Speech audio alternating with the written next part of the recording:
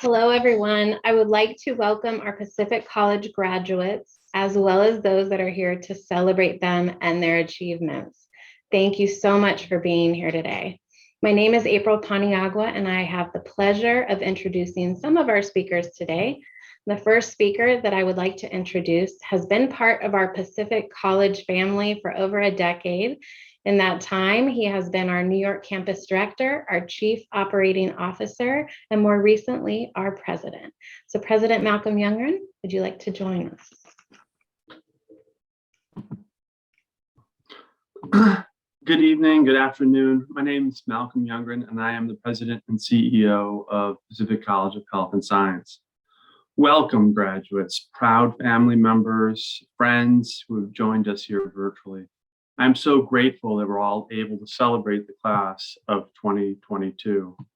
I'd like to extend a sincere thanks to everyone who supported each graduate's journey to this important milestone. I speak for many when I say that today is a day of immense joy, immense pride, and a step towards healing the country. The work, dedication, and sacrifice that each of you went through in getting to this point was considerable, and we applaud you immensely for it. You've overcome many hurdles, and your experience at Pacific was non-traditional, to say the least. I believe that this will benefit you, and again, will benefit the country. You will be more flexible, more adaptable, more compassionate, more understanding, and most of all, more loving. Now more than ever, the world needs more healers, and you are ready to serve and to heal. You've been called to this hero's journey, and you will love it. You will find it immensely rewarding. I can't wait to see how you heal and transform so many. Congratulations again, and I can't wait to see everybody in person. Thank you.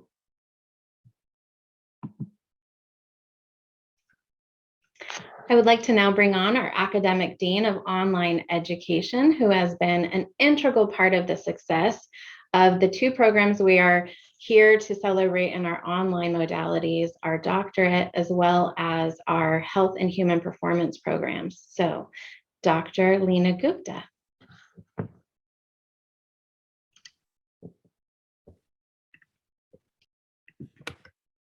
Thank you, April. It's my pleasure to introduce ERIN CLYNE, who came to Pacific College with a background in psychology, pre-med, gymnastics, classical dance, a stunt woman for TV and film industries, and a 10-year business owner in clinical bodywork. From her athletic and science background, she began her practice purely from a Western mindset. Through the years, her clients taught her that progress was truly achieved when they took ownership over their lives, not just their bodies, and how the Eastern approach can bring a greater sense of ease when it comes to concepts of change. ERIN personifies the International Coaching Federation competencies of active listening, powerful questions, moving clients forward to maximize their personal peak performance.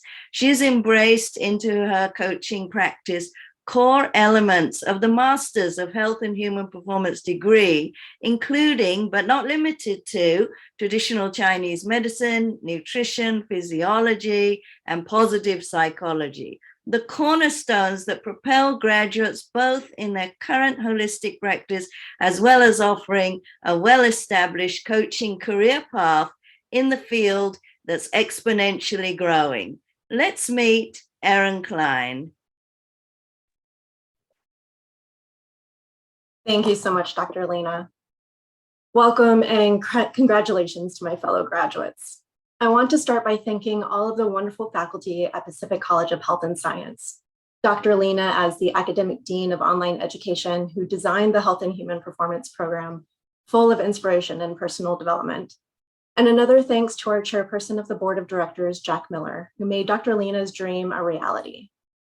For those of you who aren't familiar with this coaching program, our focus is on bridging the gap between Eastern and Western philosophies, educating and empowering our clients to advocate for themselves. The learning from this program spans on a holistic level so that our clients can take lessons learned in one area to better their lives in other areas.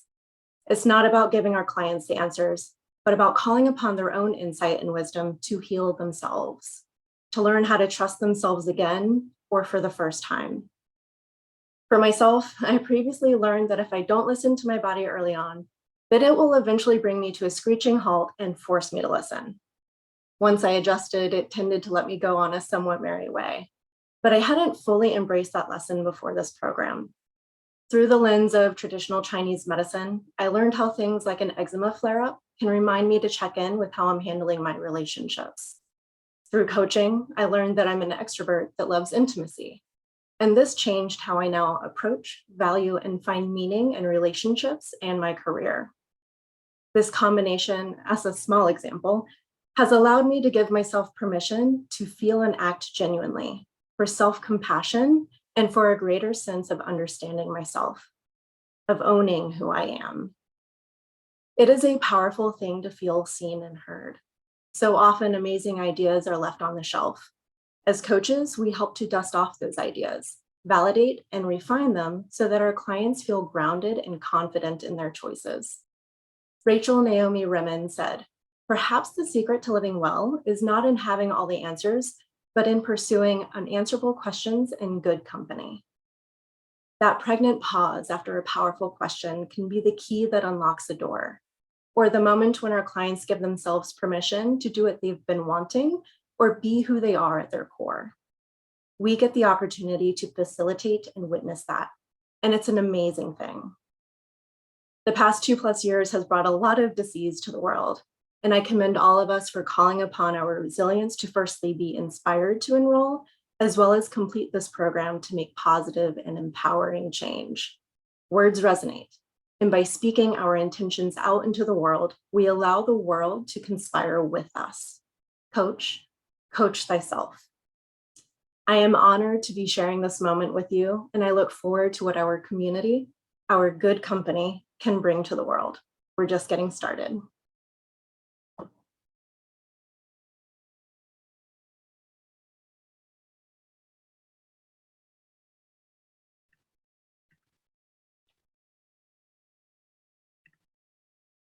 And it's my pleasure to introduce Julia Fester de la Garde, the student speaker for the online Doctor of Acupuncture and Chinese Medicine.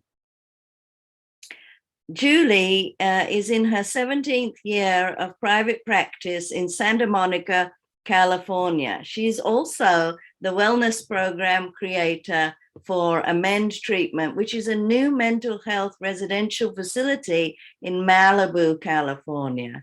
In her private practice, she works with athletes, artists, and the LGBT community, and more. More recently, she joined the Equity, Diversity, and Inclusion Committee at Pacific College and is forging an alumni role on the committee to help alumni know more about EDI projects and trainings. Julie has submitted exemplary work in practice-based learning and applications of interprofessional communication, which she will share some areas with us today. Julie's love for the medicine and her love for working with people are deeply interconnected. She spends her free time in the pursuit of adventure and wonderment with her 11-year-old, surfing, exploring, and so much more. Let's meet Dr. Julie de la Garde. Thank you, Dr. Lena. Hello and good evening, doctors of acupuncture and doctors of acupuncture and Chinese medicine. I've been asked to share some thoughts with you today from a piece that I wrote for one of my courses during the program. Before I start, I want to thank my teachers and my classmates and the faculty and staff and administration at Pacific College of Health and Science for creating an environment in which to reflect on our professional experiences and to think about this medicine in a new way. I want to thank my family and friends for their support and love as I embarked on this adventure. And I want to congratulate each of you on this endeavor and the celebration of this great achievement. Everyone brought something powerful, something inspired and personal, and a well-earned, unique collection of knowledge to this program. It was an honor to study with you, and it was uplifting to meet so many amazing peers and professionals in our field. One of the biggest takeaways I had from the doctoral program came from the opportunity to examine areas of concern that had been gathering energy within me for years and that I didn't know how to incorporate into my private practice. The coursework gave me the opportunity to dive into concerning issues of public health, to research them, to write about them, and to understand them more deeply. Several months ago, I wrote a narrative review for preventative medicine and public health, and I wrote about health disparities. I specifically chose to examine health disparities in women, and more specifically, I wrote about the role that racism plays in health disparities in non-white women in the United States. Writing this paper proved a process of unraveling threads of enraging and profoundly important data, all undeniably both confirming my reason for investigating the subject and exposing vast, waterless ocean beds of opportunity for future study. The truth is that when it comes to the real causes of health disparities, research is sparse, studies are insufficient, and consistent and widespread health equity is still on the distant horizon. To summarize what I found, racism does have a measurable and negative impact on women's health across multiple areas of health concerns and over lifespans and generations. Racism does measurably and negatively impact health in non-white women, regardless of economic status, education, socioeconomics, income, location, and age. Racism is experienced in multiple, often concurrent ways, including internalized racism, systemic racism, institutional racism, and interpersonal racism. And while race is a construct and does not exist as a biological fact, racism does indeed exist, and it is evidenced by the experience of it. Every form of racism has its own web of circulatory vessels that distribute this dehumanizing force throughout systems large and small, and in uncountable human-to-human interactions.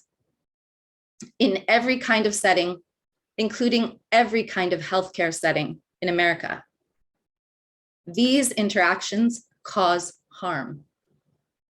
I also hold firm to the perspective that each and every interaction that does not heal this problem adds to the problem. This is not an easy perspective to hold, and I ask each of us to give it sincere and internally reflective consideration. The research irrevocably affirms that added up over time, these interactions cause heart disease, cancer, reproductive disease, low birth weight, maternal death, diabetes, obesity, and many other physical and mental health issues whose links to racism have not yet been adequately researched. I have the sense in general that we want to make up our minds that this is someone else's problem, that we want to believe that these interactions happen somewhere out there, outside of us, our schools, our practices. This is what we want to believe. But our medicine is founded on one cornerstone of asking questions. And rather than disconnecting ourselves from the problem, our medicine prescribes that we as practitioners step into the center of the problem. We must ask questions. Which questions? We can ask questions like, what am I doing to make sure that I am part of the healing of this problem? The CDC recognizes health disparities as one of the major public health issues in our country today. This problem is deep. It is centuries old, and it is the wound of both a broken nation and a broken healthcare system. And these two cannot be separated when we look at health disparities. We practice a medicine that is founded on asking questions. We can ask ourselves, how does my practice support diversity? How do I ensure that my demeanor, my tone, my language, my materials, my intake forms, my staff, my procedures, my treatment space, and my very beingness are safe for everyone. We can ask of ourselves questions like, how safe do new patients feel in my practice? Do I provide a space that is safe for people to tell me their truths, to share with me their stories and their secrets, to be vulnerable and to meet their own essential selves again? Clients often say when they begin treatment that they just want to feel like themselves again. They want their Yuan Qi. They want connection with it. And we have the chance to be a space for their reconnection to their own source. Let's not miss the chance. We practice a medicine that is built on self-cultivation. Self-cultivation comes from self-examination. We must examine ourselves in order to understand where we can grow and evolve and be better. These are some of the gifts of this medicine. We practice a medicine that sees organ systems, bodies, people, landscapes, cultures, cosmos, the world and everything in it as connected, as part of a whole. We cannot separate off into our private practice and deny connection to that whole. We practice a medicine that asks us to heal our worlds by healing ourselves. And while most of my research was about the impacts of racism, women, and health inequities, I do want to mention today that I'm not only suggesting we be a safe space for all cultures and people of every background, I do also want to bring into this conversation people of all gender expressions, of all sexual orientations, of all physical conditions, of all appearances, and all neurodiversities.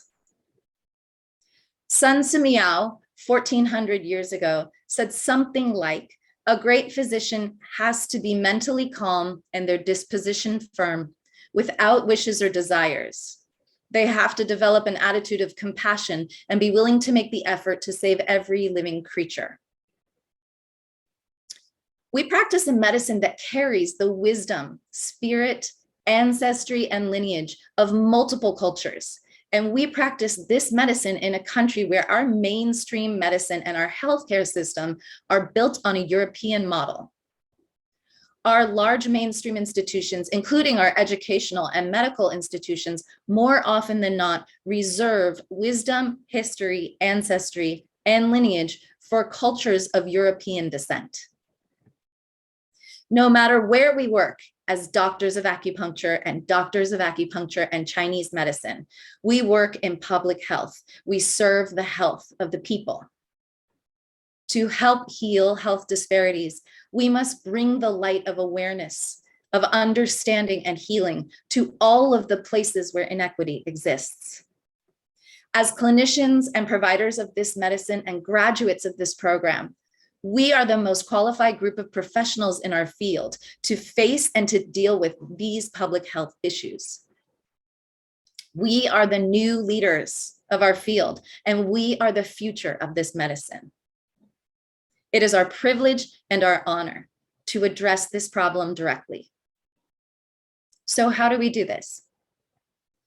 I've been thinking about this and I have a few ideas about where we can start. On a personal level, we can honor the cultural and ancestral lineages of the medicine that we practice. We can use the Harvard implicit bias tool to examine our own biases and to reflect on the results of these tests within ourselves. We can encourage our peers, our students, and our employers to address these concerns. We can seek ways to reach communities, people, and populations that may not have access to or knowledge about acupuncture and Chinese medicine. We can work with our state and national associations to ensure that as a profession, our use of this medicine is respectful to all people. We can work with policy change and work to impact the laws that impact people's access to our medicine. We can seek funding for further research. And ultimately, we can ask ourselves the question of how can I contribute to the dissolution of health inequities? We entered the profession of medicine intending to do no harm. We all got into this because we wanted to be of service and we wanted to help others. I set out to give this speech in part as a call to action, to remind us and to invigorate us as a profession to not only hear the call, but also to be a part of the solution. We must start with ourselves. We must face our own fears about ourselves. We must face our inadequacies and our deficiencies.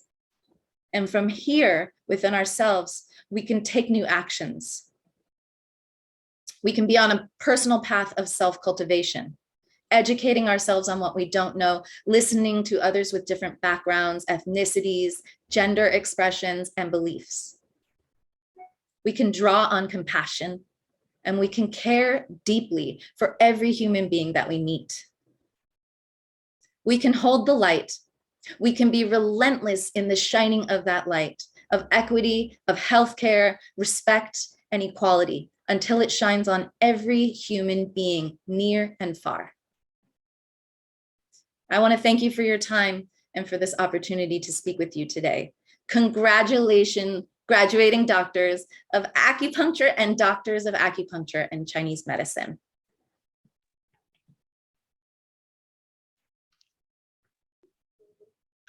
Thank you, Julie and Erin. That was awesome. And now to lead the conferral of our degrees and our certificates, I would like to bring back on Dr. Lena.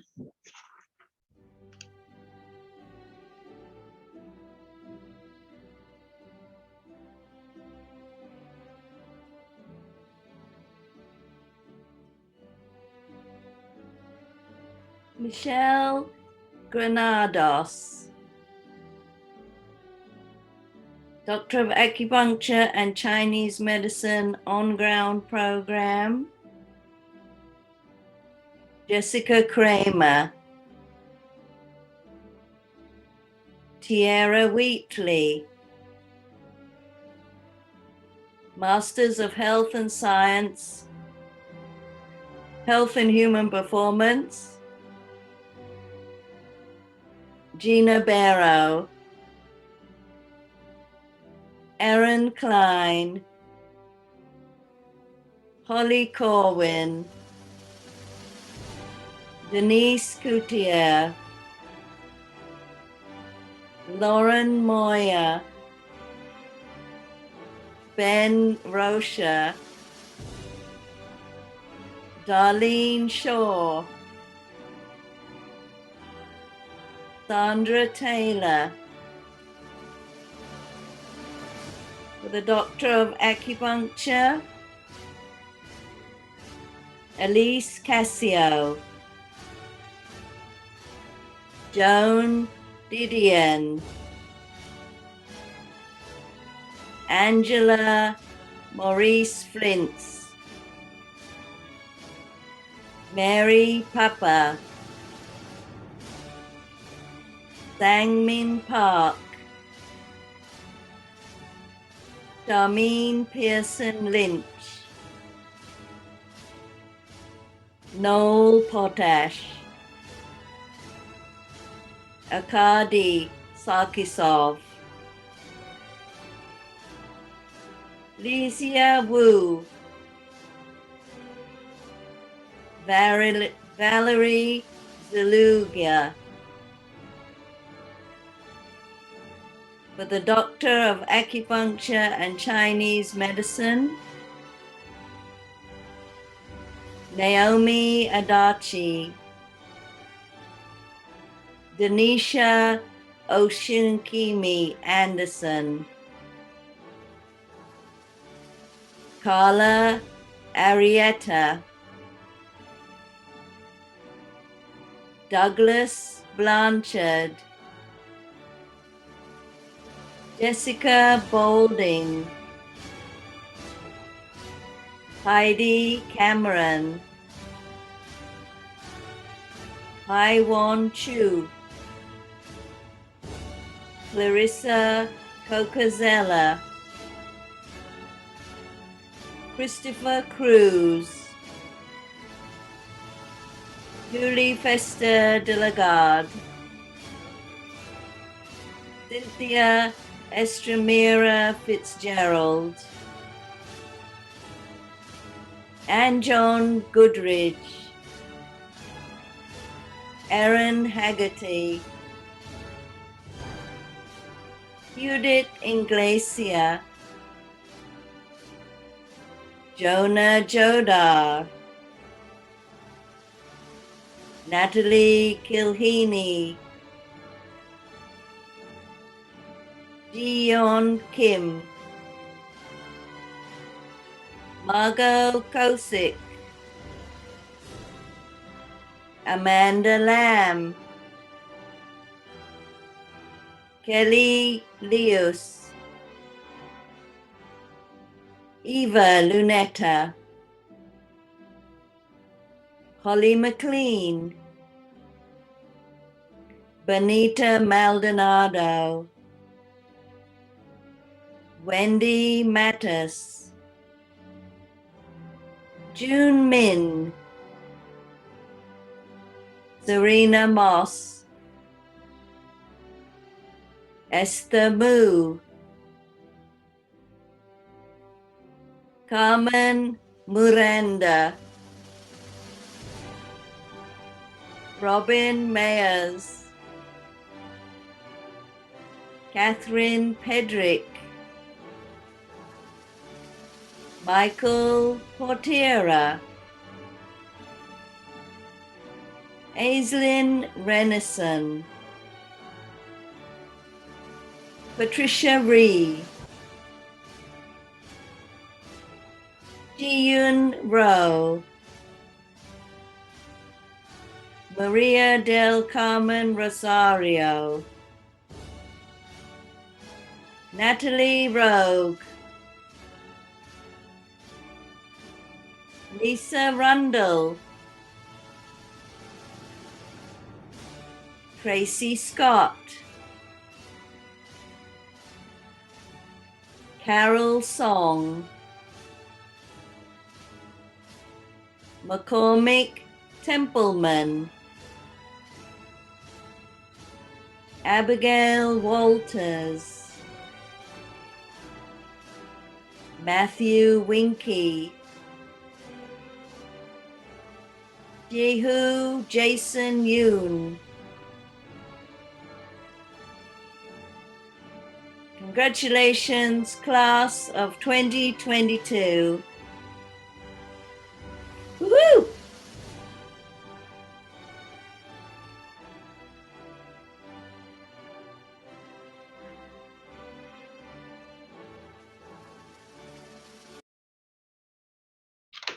We are so proud of you. Thank you, class of 2022. And now to bring on for the reading of our practitioner's oath, I would like to introduce you to one of our own alumni of both our master's and our doctorate program here at Pacific College, Dr. Lang Tang Ritchie. She is now our Vice President of Clinical Education and Operations here at Pacific. Dr. Lang?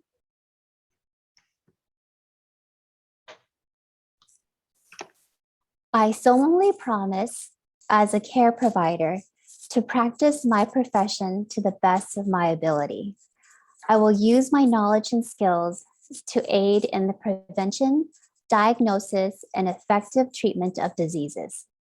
I will try to help those in my care to understand disease, treatment, and prognosis. I will encourage those I care for to participate in decisions relating to their lives. I will endeavor to alleviate their fears and recognize that occasionally, the most meaningful treatment may be to listen with kindness and understanding. I will treat others with dignity and will give them the respect and privacy which I hope to receive. I will keep others' trust and preserve confidentiality.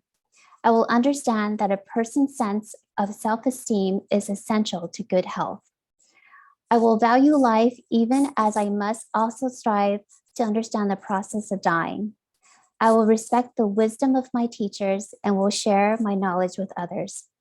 I will strive to further my education and develop habits that promote further intellectual growth.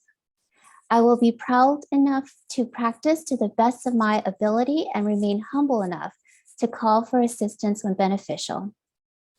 I will encourage and cooperate with all others providing care so that they may perform their duties effectively and with consideration. I will live for the good of people rather than for things. I desire that my empathy will never be subservient to skill and knowledge. I see my ability to be a gift to be shared with humanity.